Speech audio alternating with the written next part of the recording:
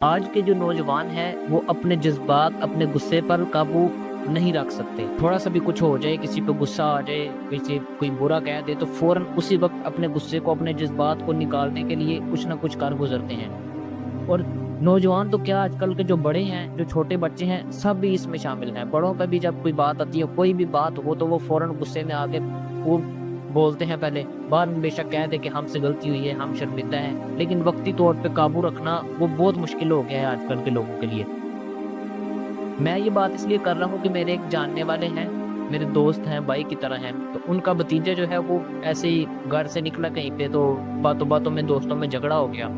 تو وہ جو جس کے ساتھ جھگڑا ہوا تھا، اس نے کیا کیا جی، چھری تھا اس کے پاس سے، گھر سے لے آیا جا کے، تو لا کے اس کو مار دی، اس کے پیٹ میں مار دی۔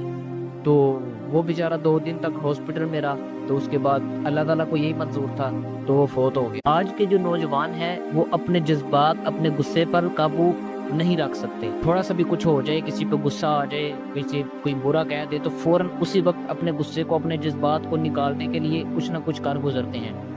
اور نوجوان تو کیا، آج کل کے جو بڑے ہیں، جو چھوٹے بچے ہیں، سب بھی اس میں شامل ہیں۔ بڑوں پہ بھی جب کوئی بات آتی ہے، کوئی بھی بات ہو تو وہ فوراً غصے میں آ کے وہ بولتے ہیں، پہلے بعد میں بے شک کہہ دے کہ ہم سے غلطی ہوئی ہے، ہم شرمندہ ہیں، لیکن وقتی طور پہ قابو رکھنا وہ بہت مشکل ہو گیا ہے آج کل کے لوگوں کے لیے۔ میں یہ بات اس لیے کر رہا ہوں کہ میرے ایک جاننے والے ہیں، میرے دوست ہیں، بھائی کی طرح ہیں، تو ان کا بھتیجا جو ہے وہ ایسے ہی گھر سے نکلا کہیں پہ، تو باتوں باتوں میں دوستوں میں جھگڑا ہو گیا۔ تو وہ جو جس کے ساتھ جھگڑا ہوا تھا، اس نے کیا کیا جی، چھری تھا اس کے پاس سے، گھر سے لے آیا جا کے، تو لا کے اس کو مار دی، اس کے پیٹ میں مار دی۔